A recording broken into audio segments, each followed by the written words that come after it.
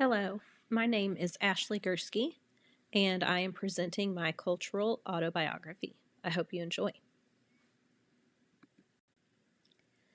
When I think about all the different cultural groups that I belong to, I think about the fact that I am the oldest child in my family.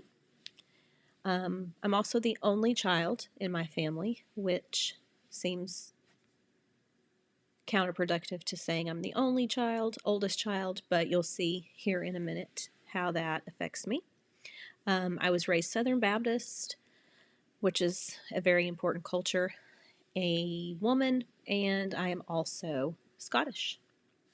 I will also share a little of my cultural experience that I've had in schools, as well as some international cultural experiences during my travels. So, I am an only child. I am the oldest child. As you can see, I grew up in what is considered a nuclear family: father, mother, sister, brother. As the oldest child, I exhibit many of the typical oldest child qualities. I am a nurturer. I like to take care of everyone around me. I like to be the hostess. In my friend group, I'm sometimes the mother hen. I'm very detailed, I'm organized, and of course, I'm often a perfectionist.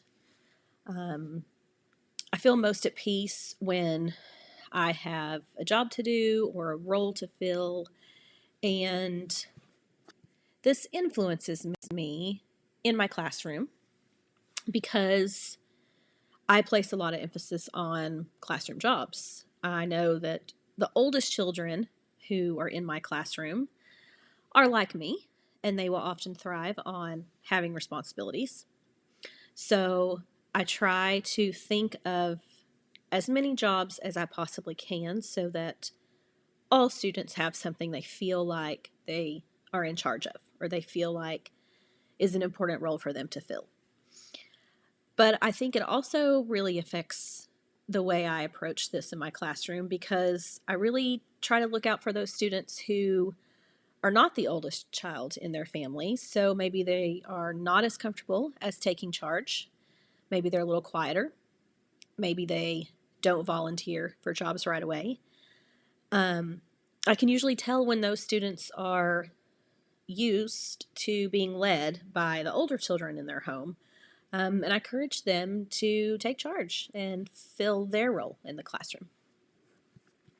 Am I the oldest child? I am also the only child.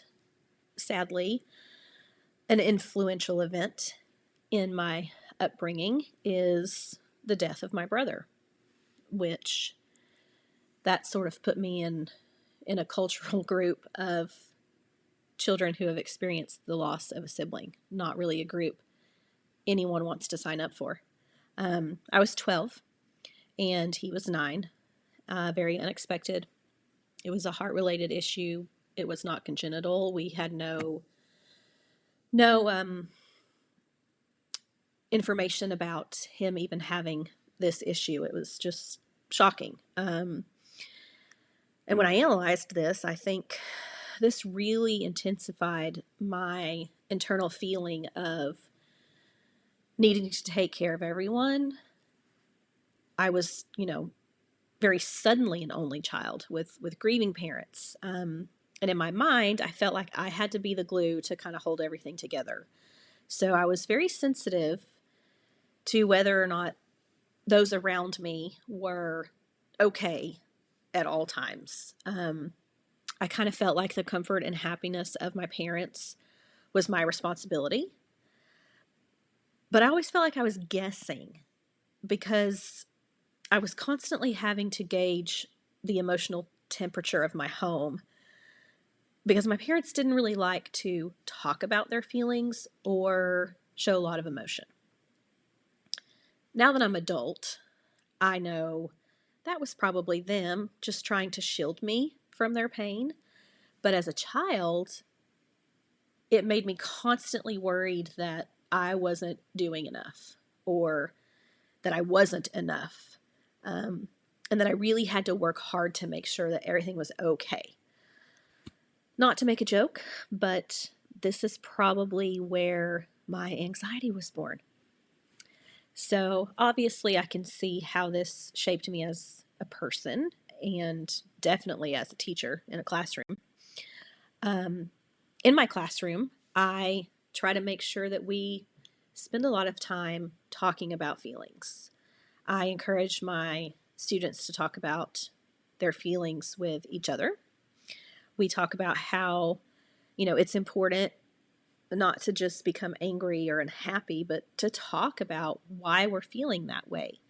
I model and we do a lot of role play, and I really encourage my students to say things to their friends like, it makes me sad when you tell me I can't play, or I feel angry when you take my Legos without asking.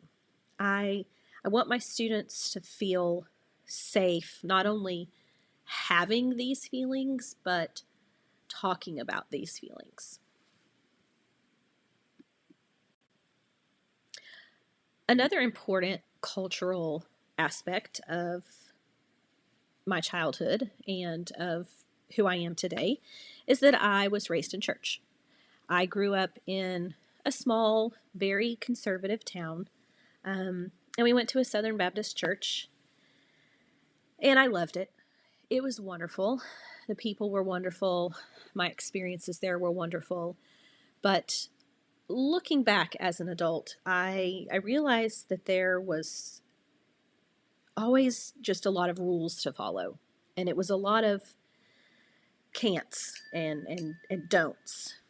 Like, I was always told, you can't go to the dance with boys, you can't smoke, you can't drink, and so on.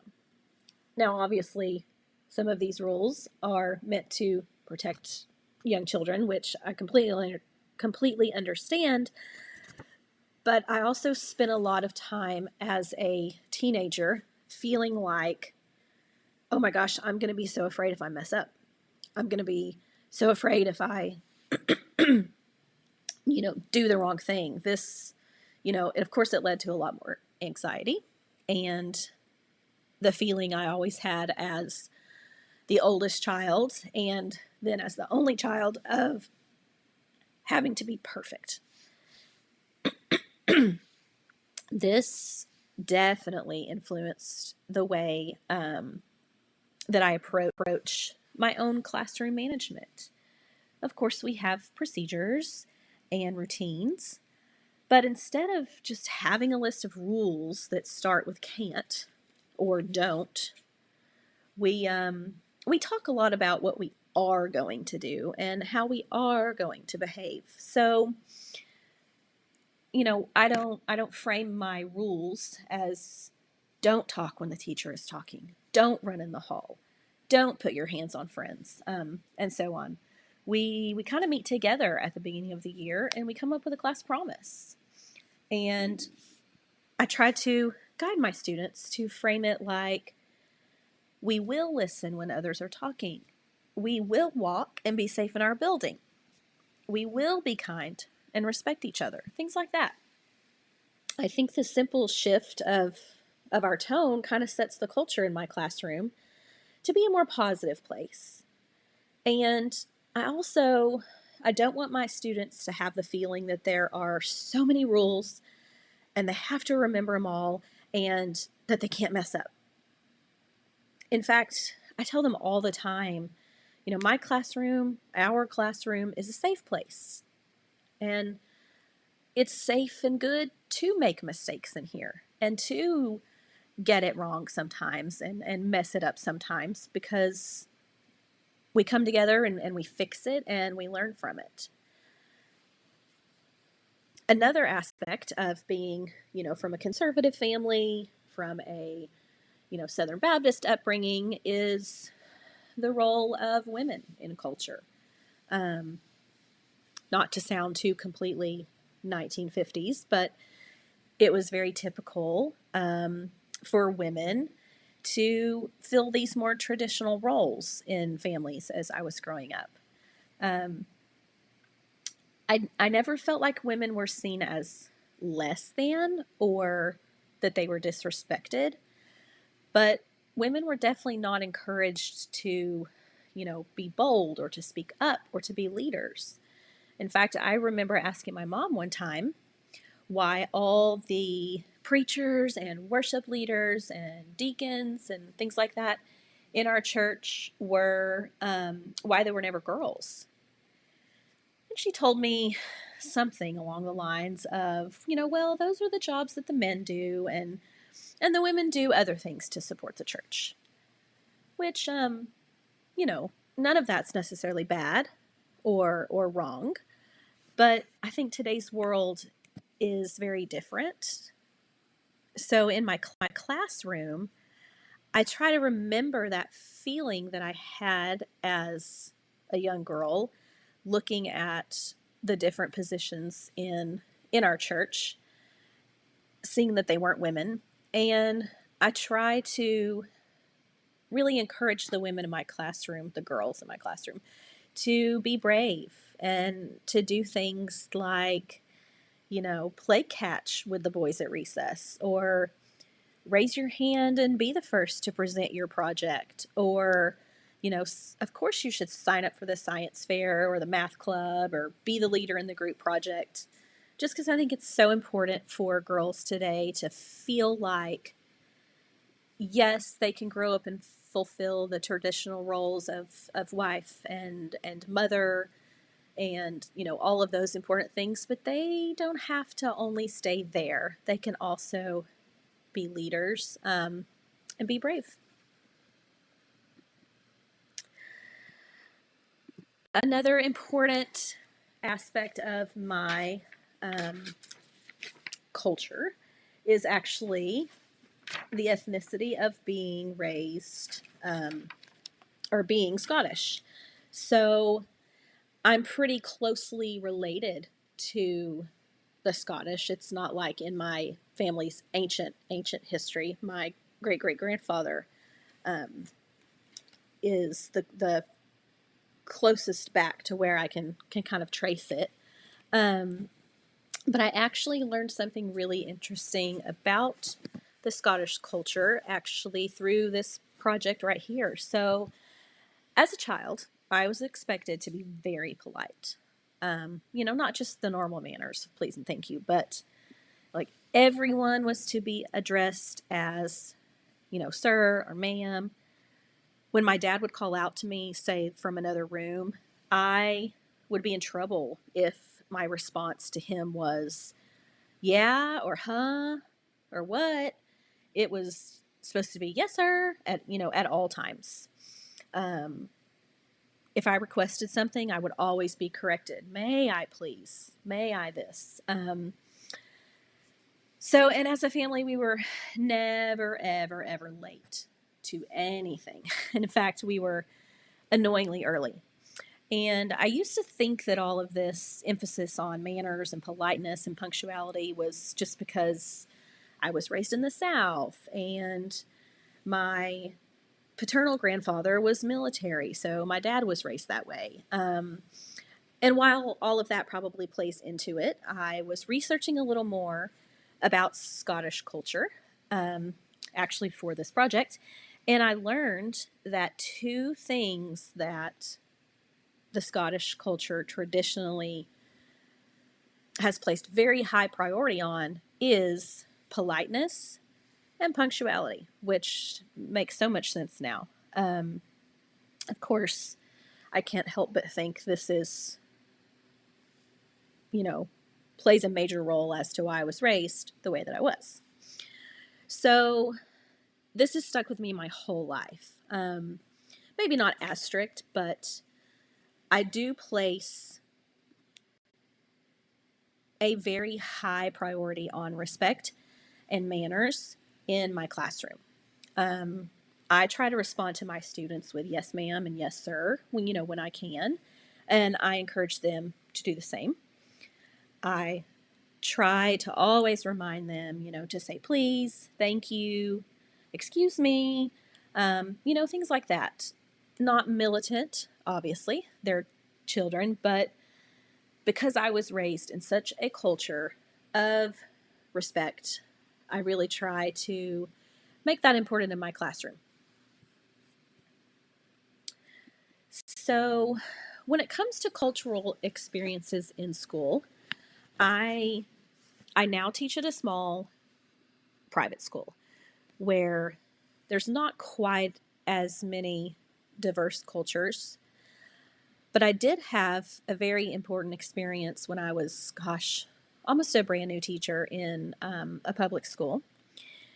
So I used to really drill into my students to maintain eye contact when they were speaking to me or when I was speaking to them.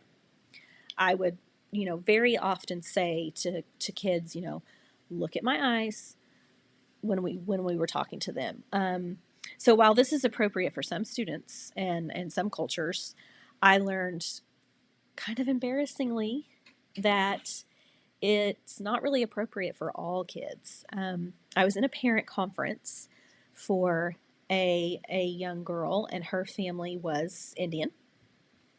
And I mentioned to the parents that their daughter was very reluctant to look at me when she was speaking or look at me when I was talking to her. And I said something like, I want her to learn to be more confident and feel like she can, look me in the eyes when she's talking and not be nervous or scared. And the dad said, well, girls in India are not really encouraged to speak to others like that. I kind of took pause because I was like, oh my gosh, I never thought of that. It was kind of uncomfortable, but it was very valuable moment for me as a teacher. Um, in fact, I even went back after the conference and researched it a little more because I was thinking to myself, like, oh my gosh, is this, which cultures don't encourage eye contact? And I actually learned that cultures like Indian cultures, Hispanic, some Asians, maintaining prolonged eye contact is actually considered rude.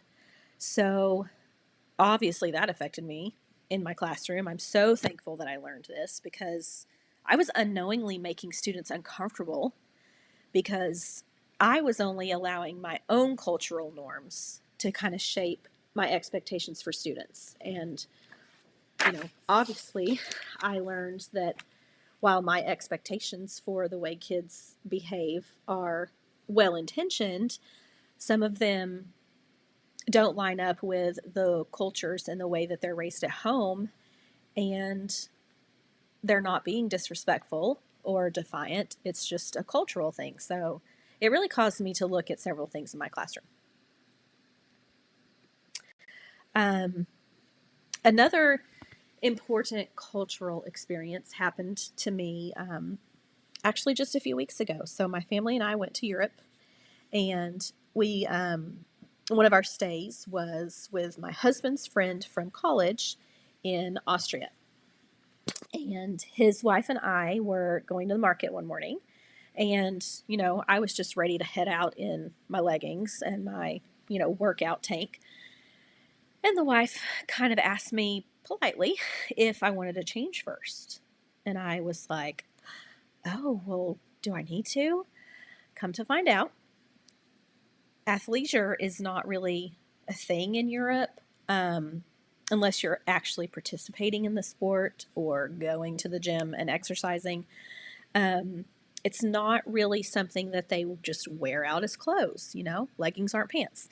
So it caused me to take notice over the next couple of days that we were around Europe, and I definitely didn't see a lot of, the hoodies and the leggings and things like that. So it just kind of really made me realize that even the way you present yourself with what you're wearing is important. Overall, my various cultural groups and subgroups that I belong to definitely made me the person and the teacher that I am today. My upbringing and my place in my family really shaped the way I see the world and how I process feelings and how I respect and interact with others. And I think this helps me to be more sensitive and more aware of the feelings that my students have and maybe some of the motivations behind the way that they interact with me and with others. So I try to establish a classroom environment that kind of strikes a balance between making sure all students are comfortable, all students are valued, but one that also encourages them to, you know, take risks outside of their comfort zones. Um, my ethnic background's built on the pillars of manners and respect, and so those ideals are important in my classroom today. Um, so the cultural norms of those who have been in my classroom before, coupled with my own travels and my own research, have reminded me and continue to remind me to look beyond my own experiences and really be aware that America is built on many beautiful cultures woven together, and those are important to be respected and celebrated in the classroom. Thank you for watching.